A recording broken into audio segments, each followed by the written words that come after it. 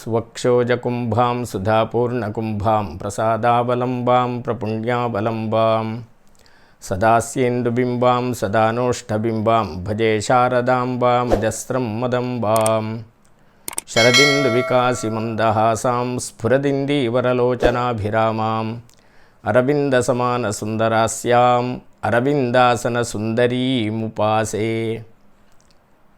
ಓಂ ಶ್ರೀ ಗುರುಭ್ಯೋ ನಮಃ. ಎಲ್ಲ ಬಂಧುಗಳಿಗೆ ಆತ್ಮೀಯ ನಮನಗಳು. ವಿಶೇಷವಾಗಿ ಮಕರ ಸಂಕ್ರಾಂತಿಯ ಶುಭ ಹಾರೈಕೆಗಳು.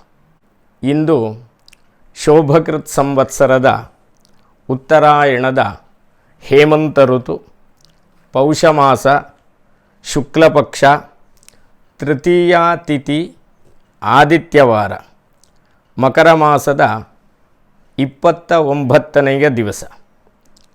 ಈ ದಿವಸ ಸೂರ್ಯೋದಯದ ಅನಂತರ 50 ಘಳಿಗೆಗೆ ಸೂರ್ಯನು ಮಕರ ರಾಶಿಯನ್ನು ಪ್ರವೇಶಿಸ್ತಾನೆ.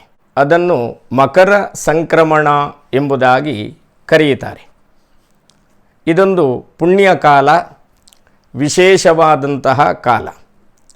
ಆದ್ದರಿಂದ ಅದರ ಹಿನ್ನೆಲೆಯನ್ನು ಒಂದು ಸ್ವಲ್ಪ ತಿಳಿದುಕೊಳ್ಳುವ ಒಂದು ಸಣ್ಣ ಪ್ರಯತ್ನ. ಸಂಕ್ರಮಣಂ ಎಂಬುದಾಗಿ ಸಂಸ್ಕೃತ ಭಾಷೆಯಲ್ಲಿ ನಪುಂಸಕಲಿಂಗದಲ್ಲಿರುವಂತಹ ಶಬ್ದ. ಸಮ್ಯಕ್ ಕ್ರಮಣಂ ಸಂಕ್ರಮಣಂ. ಕ್ರಮು ಪಾದವಿಕ್ಷೇಪೆ ಎನ್ನುವ ಕ್ರಿಯಾಪದ, ಸಂ ಎನ್ನುವ ಉಪಸರ್ಗ, ಲ್ಯುಟ್ ಎನ್ನುವ ಪ್ರತ್ಯಯ, ಇವುಗಳ ಯೋಗದಿಂದ ಸಂಕ್ರಮಣಂ ಎನ್ನುವ ನಪುಂಸಕಲಿಂಗ ಶಬ್ದವು ತಿನ್ ಎನ್ನುವ ಪ್ರತ್ಯಯದ ಯೋಗದಿಂದ ಸಂಕ್ರಾಂತಿ ಎನ್ನುವ ಸ್ತ್ರೀಲಿಂಗ ಶಬ್ದವು ಹುಟ್ಟಿಕೊಳ್ಳುತ್ತದೆ. ಇದೆರಡು ಸಮಾನ ಅರ್ಥಗಳಲ್ಲಿ ಉಪಯೋಗವಾಗುತ್ತಿರುವಂತಹ ಶಬ್ದಗಳು. ಸಂಕ್ರಮಣಂ ಎಂಬ ಶಬ್ದಕ್ಕೆ ಗಮನ ಎಂಬುದು ಸಾಮಾನ್ಯವಾದಂತಹ ಅರ್ಥ. ಖಗೋಳದ ವೈಚಿತ್ರ್ಯಗಳಿಗೆ ಅನುಸರಿಸಿ ಸೂರ್ಯನ ಗಮನ, ಒಂದು ರಾಶಿಯಿಂದ ಇನ್ನೊಂದು ರಾಶಿಗೆ ಸೂರ್ಯನು ದಾಟುವ ಸಂದರ್ಭವನ್ನು ಸಂಕ್ರಮಣ ಎಂಬುದಾಗಿ ಕರೆದಿದ್ದಾರೆ. ಸೂರ್ಯಸ್ಯ ರಾಶ್ಯಂತರ ಪ್ರವೇಶ ಸಂಕ್ರಮಣಂ.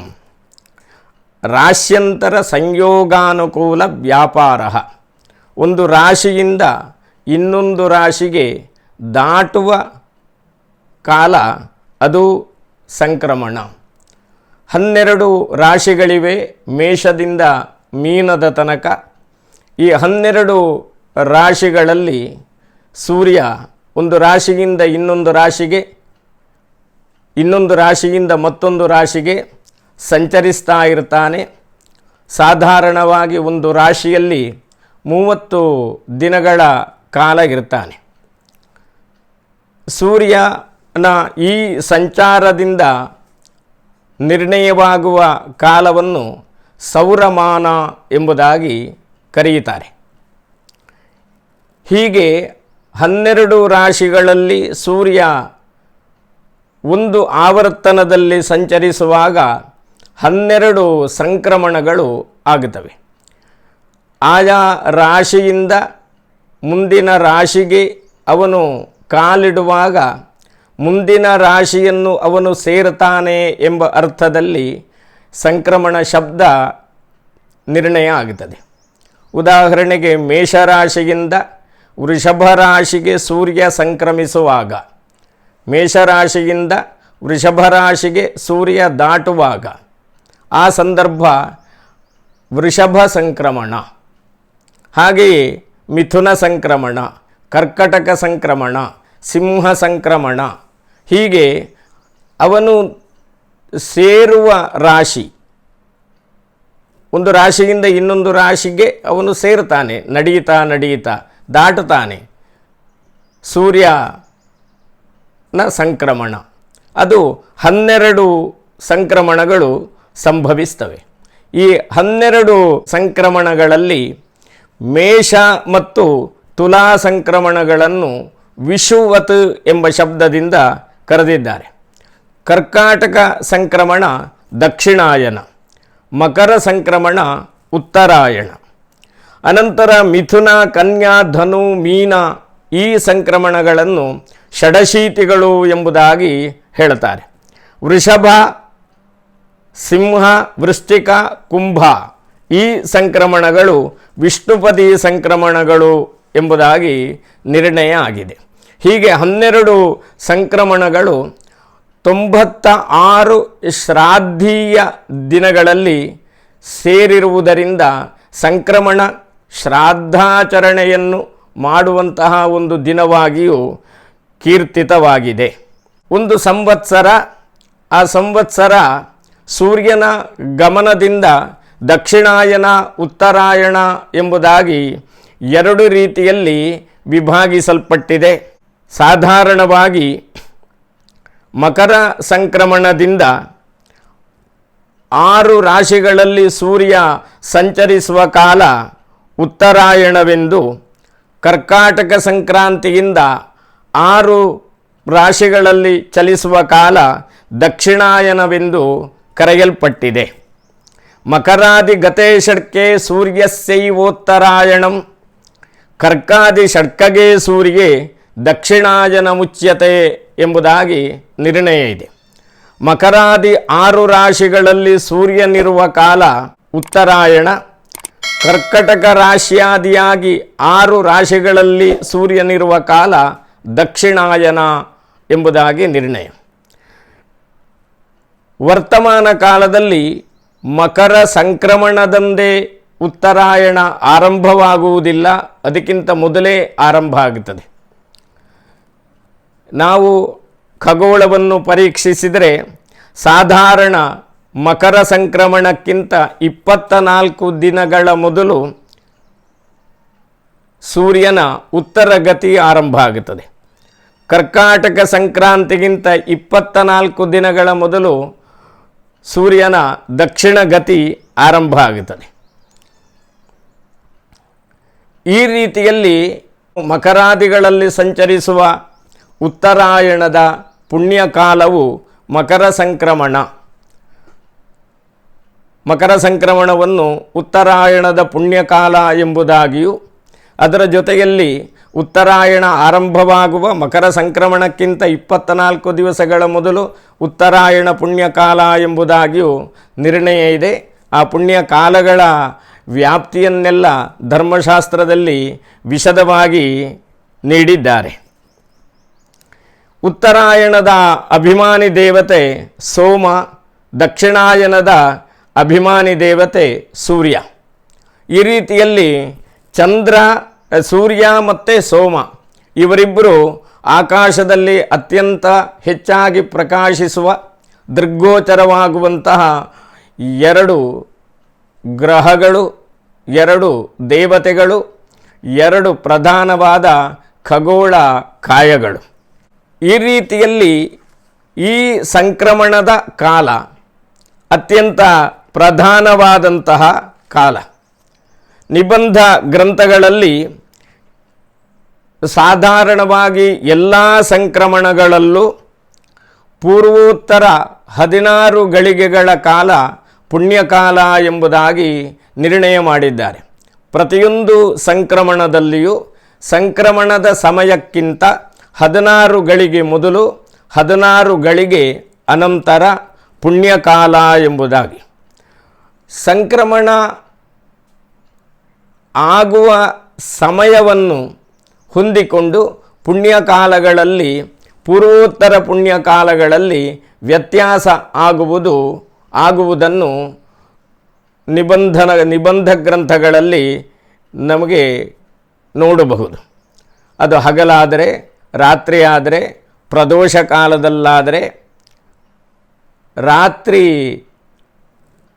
ಹೆಚ್ಚು ಕಳೆದು ಮಧ್ಯರಾತ್ರಿಯ ಅನಂತರ ಆದರೆ, ಹೀಗೆ ಸಂಕ್ರಮಣದ ಸಮಯವನ್ನು ಹೊಂದಿಕೊಂಡು ಸಂಕ್ರಮಣದ ಪುಣ್ಯಕಾಲ ನಿರ್ಣಯವಾಗುತ್ತದೆ. ಸಂಕ್ರಮಣದ ಕಾಲದಲ್ಲಿ ಸ್ನಾನ, ದಾನ ಉಪವಾಸಗಳನ್ನು ಅನುಷ್ಠಾನ ಮಾಡುವುದಕ್ಕೆ ಪ್ರಾಚೀನರು ನಿರ್ಣಯ ಮಾಡಿದ್ದಾರೆ. ಪೂರ್ಣೇ ಚೇದರ್ಧರಾತ್ರೇತು ರವಿ ಸಂಕ್ರಮಣಂ ಭವೇತ್ ಪ್ರಾಗುರ್ದಿನದ್ವಯಂ ಪುಣ್ಯಂ ತ್ಯಕ್ತ್ವಾ ಮಕರ ಕರ್ಕಟಕೌ ರವಿ ಸಂಕ್ರಮಣೇ ಪುಣ್ಯೇ ನಸ್ನಾಯಾದ್ಯಸ್ತು ಮಾನವಃ ಸಪ್ತಜನ್ಮ ಭವೇತ್ ಕುಷ್ಟಿ ದರಿದ್ರಷ್ಟೋಪಜಾಯತೆ ಇತ್ಯಾದಿ ನಿರ್ಣಯ ಶ್ಲೋಕಗಳಲ್ಲಿ ಸಂಕ್ರಮಣದ ಸಂದರ್ಭದ ಅನುಷ್ಠಾನದ ಮಹತ್ವವನ್ನು ವಿಶದೀಕರಿಸಿದ್ದಾರೆ. ಮಕರ ಸಂಕ್ರಮಣ ಇವತ್ತು ಸೂರ್ಯೋದಯದ ಅನಂತರ 50 ಗಳಿಗೆಗೆ ಮಕರ ಸಂಕ್ರಮಣದ ಪುಣ್ಯಕಾಲ ನಮಗೆ ಪ್ರಾಪ್ತಿಯಾಗಿದೆ. ಈ ಸಂಕ್ರಮಣದ ಕಾಲದಲ್ಲಿ ಸ್ನಾನ, ದಾನ, ಜಪ, ಉಪವಾಸಗಳನ್ನು ಮಾಡಬೇಕು. ಸಂಕ್ರಮಣದ ದಿವಸ ಶ್ರಾದ್ದದ ಆಚರಣೆಯೂ ಇದೆ. ಸಂಕ್ರಮಣ ಶ್ರಾದ್ದದ ವಿಧಿವಿಧಾನಗಳನ್ನು ಪ್ರಯೋಗ ಗ್ರಂಥಗಳಲ್ಲಿ ಮತ್ತು ನಿಬಂಧ ಗ್ರಂಥಗಳಲ್ಲಿ ನಿರ್ಣಯ ಮಾಡಿ ಕೊಟ್ಟಿದ್ದಾರೆ. ಒಬ್ಬ ಗೃಹಸ್ಥ 96 ಶ್ರಾದ್ದಗಳನ್ನು ಮಾಡಬೇಕು ಅಂತ ನಿರ್ಣಯ ಇದೆ. ಅವುಗಳನ್ನು ಷಣ್ಣವತಿ ಶ್ರಾದ್ದಗಳು ಎಂಬುದಾಗಿ ಕರೆಯುತ್ತಾರೆ. 96 ಶ್ರಾದ್ದಗಳು. ಅದರಲ್ಲಿ 12 ಅಮಾವಾಸ್ಯ, 4 ಯುಗಾದಿ, 14 ಮನ್ವಾದಿಗಳು, 12 ಸಂಕ್ರಮಣಗಳು, ಹೀಗೆ ಇವುಗಳೆಲ್ಲ ಸೇರಿ 96 ಶ್ರಾದ್ದಗಳಾಗುತ್ತವೆ. ಇವತ್ತಿನಿಂದ ಸೂರ್ಯ ಮಕರ ರಾಶಿಯನ್ನು ಪ್ರವೇಶಿಸಿ ಮಕರ, ಕುಂಭ, ಮೀನ, ಮೇಷ, ವೃಷಭ, ಮಿಥುನಗಳೆಂಬ 6 ರಾಶಿಗಳಲ್ಲಿ ಸಂಚರಿಸ್ತಾನೆ. 6 ತಿಂಗಳುಗಳ ಕಾಲ ಸಾಮಾನ್ಯವಾಗಿ. ಈ 6 ತಿಂಗಳುಗಳ ಕಾಲ ಉತ್ತರಾಯಣ ಎಂಬುದಾಗಿ ಹೇಳಲ್ಪಡುತ್ತದೆ. ಉತ್ತರಾಯಣ ದೇವತೆಗಳಿಗೆ ಅತ್ಯಂತ ಇಷ್ಟವಾದಂತಹ ಕಾಲ. ದೇವತೆಗಳ ಆರಾಧನೆಗೆ, ದೇವತೆಗಳ ಪ್ರತಿಷ್ಠಾದಿಗಳಿಗೆ, ಮುಹೂರ್ತಗಳಿಗೆಲ್ಲ ಹೇಳಿರುವಂತಹ ಕಾಲ. ಎಲ್ಲ ಕರ್ಮಗಳನ್ನು ಗೃಹ್ಯಸೂತ್ರದ ಪ್ರಕಾರ ಉತ್ತರಾಯಣ ಕಾಲದಲ್ಲಿಯೇ ಮಾಡಬೇಕು ಎಂಬ ನಿರ್ಣಯ ಇದೆ. ಕಾಲಿಕ ಕರ್ತವ್ಯಗಳ ಹೊರತಾದ, ನೈಮಿತ್ತಿಕಗಳ ಹೊರತಾದ ಎಲ್ಲ ಅನುಷ್ಠಾನಗಳು, ನಿತ್ಯ ನೈಮಿತ್ತಿಕಗಳ ಹೊರತಾದ ಹೆಚ್ಚಿನ ಎಲ್ಲ ಅನುಷ್ಠಾನಗಳಿಗೆ ಉತ್ತರಾಯಣ ಕಾಲ ಅತ್ಯಂತ ಪ್ರಶಸ್ತವಾದದ್ದು ಎಂಬ ನಿರ್ಣಯ ಇದೆ. ಈ ಮಕರ ಸಂಕ್ರಮಣ ಎನ್ನುವ ಶಬ್ದಕ್ಕೆ ಆಲಂಕಾರಿಕವಾಗಿ ಹೊಸತರ ಕಡೆಗೆ ಸಾಗುವುದು ಎನ್ನುವ ಒಂದು ಅರ್ಥ ಇದೆ. ಸಂಕ್ರಮಣ ಅಂದರೆ ಹೊಸತರ ಕಡೆಗೆ ಸಾಗುವುದು. ಉತ್ತರಾಯಣವು ನಮಗೆ ಹೊಸತನ್ನು ಅನುಭವಿಸುವ, ಹೊಸದಾದ ವಿಚಾರಗಳನ್ನು ತಿಳಿದುಕೊಳ್ಳುವ ಒಂದು ಕಾಲ ಆರಂಭವಾಗುವಂತಹ ಸಂದರ್ಭ. ಮಳೆ ಎಲ್ಲ ಮುಗಿದು, ಈಗಿನ ವಾತಾವರಣದಲ್ಲಿ ಮಳೆ ಮುಗಿಯುವುದು ಅಂತ ಇಲ್ಲ, ಮಳೆ ಆರಂಭ ಅಂತಲೂ ಇಲ್ಲ. ಆದರೆ ಪ್ರಾಚೀನ ಒಂದು ಕಾಲದ ವ್ಯವಸ್ಥೆಯಲ್ಲಿ ಮಳೆಗಾಲ ಮುಗಿದ ಅನಂತರ, ಚಳಿಗಾಲವು ಬಹುತೇಕ ಮುಗಿದ ಅನಂತರ ಆರಂಭ ಆಗುತ್ತದೆ ಉತ್ತರಾಯಣ ಕಾಲ.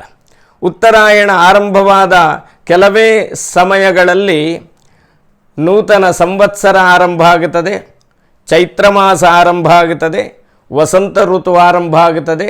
ಇದೆಲ್ಲ ಹೊಸ ಚಿಂತನೆಗೆ, ಹೊಸ ರೀತಿಗಳಿಗೆ ನಾವು ನಮ್ಮನ್ನು ಒಗ್ಗಿಸಿಕೊಳ್ಳುವಂತಹ ಸಮಯ.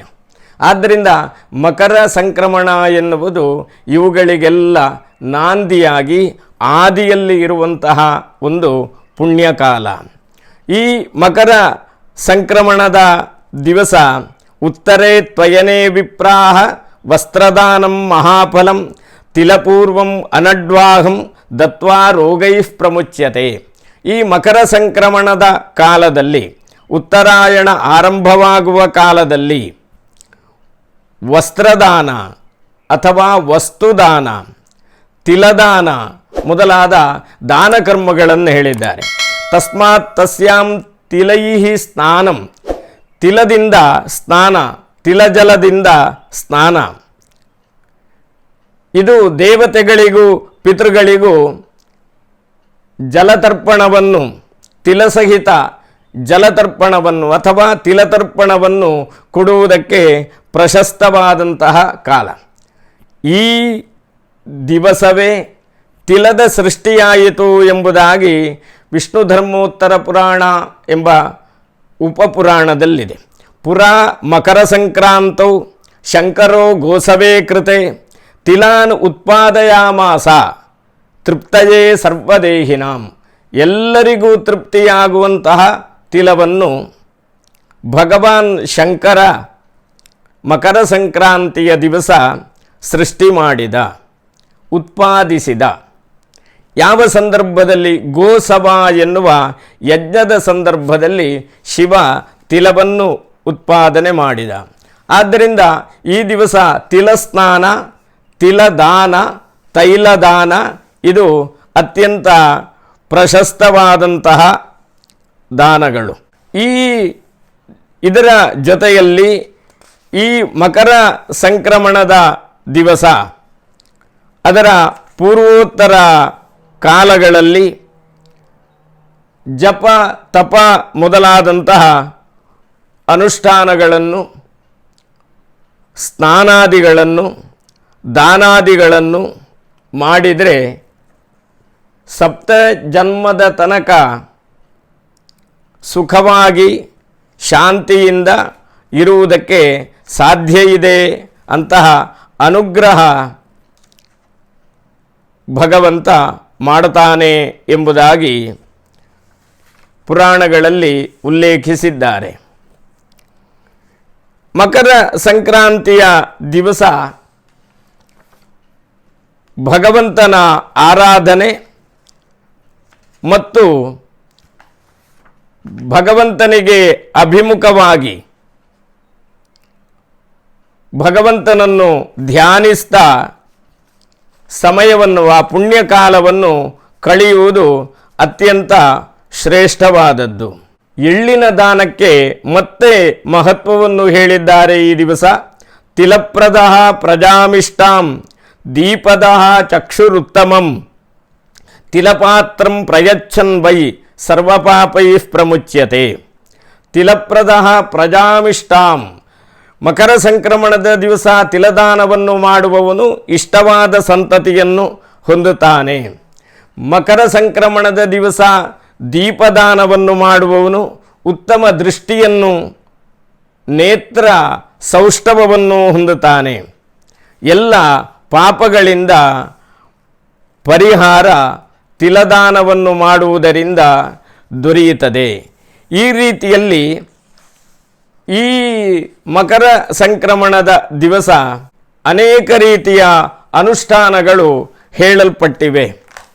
ಆ ಅನುಷ್ಠಾನಗಳೆಲ್ಲ ನಮ್ಮ ಅಭ್ಯುದಯ ಶ್ರೇಯಸ್ಸಿಗೋಸ್ಕರವಾಗಿ ಪ್ರಾಚೀನರಿಂದ ಕಾಲದ ಮಹತ್ವವನ್ನು ಇಟ್ಟುಕೊಂಡು ನಿರ್ಣಯ ಆಗಿದೆ. ಮಕರ ಸಂಕ್ರಮಣದ ದಿವಸ ಆ ಕಾಲ, ಆ ಸಮಯ ಪುಣ್ಯ ದಿನ, ಪುಣ್ಯಕಾಲ ಎಂಬುದಾಗಿ ನಿರ್ಣಯವಾಗಿರುವುದರಿಂದಲೇ ಪುಣ್ಯಕರ್ಮಗಳಿಗೆ ಮಹತ್ವವು ಕೊಡಲ್ಪಟ್ಟಿದೆ. ರವಿಸಂಕ್ರಮಣೆ ಪುಣ್ಯೇನ ಸ್ನಾಯಾದ್ಯಸ್ತು ಮಾನವಃ. ಈ ನಿರ್ಣಯ ಎಲ್ಲ ಸಂಕ್ರಮಣಗಳಿಗೂ ಅನ್ವಯವಾಗುವಂತಹ ನಿರ್ಣಯ. ಕೆಲವು ಪ್ರದೇಶಗಳಲ್ಲಿ ಈ ಮಕರ ಸಂಕ್ರಮಣ ಕಾಲವನ್ನು ಎಳ್ಳಿನ ಹಬ್ಬ ಎಂಬುದಾಗಿ ಕರೆಯುತ್ತಾರೆ. ಯಾಕೆ ಅಂದರೆ ಎಳ್ಳಿನಿಂದ ಸ್ನಾನ, ತಿಲಸ್ನಾನ, ತಿಲದಾನ, ತೈಲದಾನ, ತಿಲಗೋವಿನ ದಾನ ಅಂದರೆ ಒಂದು ತಿಲದಿಂದ ಗೋವಿನ ರೂಪವನ್ನು ನಿರ್ಮಿಸಿ ಆ ನಿರ್ಮಿಸಿದ ಗೋವಿನ ರೂಪವನ್ನು ದಾನ ಮಾಡುವುದು. ಈ ನೆಲೆಯಲ್ಲಿ ತಿಲದ ಉಪಯೋಗ ಹೆಚ್ಚಿರುವುದರಿಂದ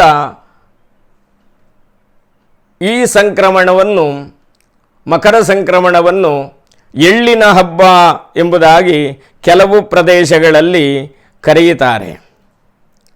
ಅನಂತರ ಕೆಲವು ಪ್ರದೇಶದಲ್ಲಿ, ಹೆಚ್ಚಾಗಿ ತಮಿಳುನಾಡಿನಲ್ಲಿ ಇದು ಪೊಂಗಲ್ ಎಂಬ ಶಬ್ದದಿಂದ ಕರೆಯಲ್ಪಡುವ, ವಿಶೇಷವಾಗಿ ಆಚರಿಸಲ್ಪಡುವ ಒಂದು ಶಬ್ದ. ಆ ದಿವಸ ಗೋಮಯದಿಂದ ಲೇಪಿಸಲ್ಪಟ್ಟ ಒಲೆಯಲ್ಲಿ ಹಾಲು ಕಾಯಿಸಬೇಕು. ಆ ಹಾಲು ಕಾಯಿಸಿ ಅದು ಉಕ್ಕಬೇಕು. ಅದು ಕಾದು ಕಾದು ಉಕ್ಕಿದಾಗ ಸಂತೋಷ ಪಡುವ, ಆ ರೀತಿಯಲ್ಲಿ ಆಚರಿಸಲ್ಪಡುವಂತಹ ಒಂದು ಹಬ್ಬವಾದ್ದರಿಂದಲೇ ಅದಕ್ಕೆ ಆ ಶಬ್ದದ ಉಪಯೋಗ ಇದೆ.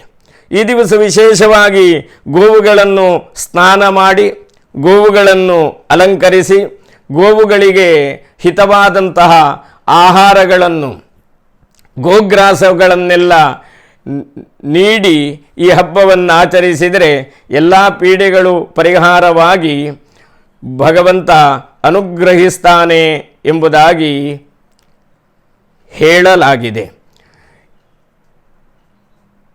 ಹೀಗೆ ಅನೇಕ ವಿಧದಲ್ಲಿ, ಅನೇಕ ಪ್ರದೇಶದಲ್ಲಿ ಆಚರಿಸಲ್ಪಡುತ್ತಿರುವಂತಹ, ನಮ್ಮಲ್ಲೂ ಆಚರಣೆಯಲ್ಲಿ ಇರುವಂತಹ ಮಕರ ಸಂಕ್ರಾಂತಿ ಅತ್ಯಂತ ವಿಶಿಷ್ಟವಾದಂತಹ, ಕಾಲ ಸಂಬಂಧವಾದಂತಹ ಒಂದು ಪರ್ವದಿನ. ಒಂದು ಸಂವತ್ಸರವನ್ನು ಇಬ್ಬಾಗ ಮಾಡಿದಾಗ ಒಂದು ಭಾಗ ಆರಂಭವಾಗುವುದು ಉತ್ತರಾಯಣದ ಆರಂಭ, ಮಕರ ಸಂಕ್ರಮಣದ ಹತ್ತಿರದ ದಿವಸಗಳಲ್ಲಿ. ದಕ್ಷಿಣಾಯನದ ಆರಂಭ ಕರ್ಕಾಟಕ ಸಂಕ್ರಾಂತಿಯ ಹತ್ತಿರದ ಕಾಲದಲ್ಲಿ. ಬಹಳ ಹಿಂದಿನ ಕಾಲದಲ್ಲಿ ಮಕರ ಸಂಕ್ರಮಣದ ದಿವಸವೇ ಉತ್ತರಾಯಣ ಆರಂಭವಾಗುತ್ತಾ ಇದ್ದಿರಬಹುದು. ಖಗೋಳದಲ್ಲಿ ಗ್ರಹಗತಿಗಳೆಲ್ಲ ಬದಲಾವಣೆ ಆಗುತ್ತಾ ಇರುವ ಹಾಗೆ ಖಗೋಳದ ಗ್ರಹಗತಿಗಳ ವ್ಯತ್ಯಾಸದಿಂದ ವರ್ತಮಾನ ಕಾಲದಲ್ಲಿ ಮಕರ ಸಂಕ್ರಮಣಕ್ಕಿಂತ 24 ದಿವಸಗಳ, ಸಾಧಾರಣ 24 ದಿವಸಗಳ ಹಿಂದೆಯೇ ಉತ್ತರಾಯಣ ಆರಂಭವಾದರೂ ಮಕರ ಸಂಕ್ರಮಣ ಉತ್ತರಾಯಣ ಕಾಲದ ಒಂದು ನಿರ್ಣಾಯಕವಾದಂತಹ ಘಟ್ಟ. ಅಂತಹ ಉತ್ತರಾಯಣ ಕಾಲ ಆರಂಭವಾಗುವ ದಿವಸ ಉತ್ತರಾಯಣದ ಬಗ್ಗೆ, ಮಕರ ಸಂಕ್ರಮಣದ ಬಗ್ಗೆ ಒಂದು ಸ್ವಲ್ಪ ಚಿಂತನೆಯನ್ನು ಮಾಡಿದ್ದೇವೆ. ಎಲ್ಲರಿಗೂ ಮಕರ ಸಂಕ್ರಮಣದ ಕರ್ಮಾನುಷ್ಠಾನ, ಮಕರ ಸಂಕ್ರಮಣದ ಅಧಿದೇವತೆ, ಉತ್ತರಾಯಣದ ಅಧಿದೇವತೆ, ನಿಯಾಮಕನಾದಂತಹ ಭಗವಂತ ಸರ್ವವಿಧದ ಸೌಖ್ಯವನ್ನು ಅನುಗ್ರಹಿಸಲಿ ಅಂತ ಪ್ರಾರ್ಥಿಸ್ತಾ ಈ ಚಿಂತನೆಗೆ ವಿರಾಮವನ್ನು ಹೇಳುತ್ತೇನೆ. ಸರ್ವೇ ಜನ ಸುಖಿನೋ ಭವಂತು.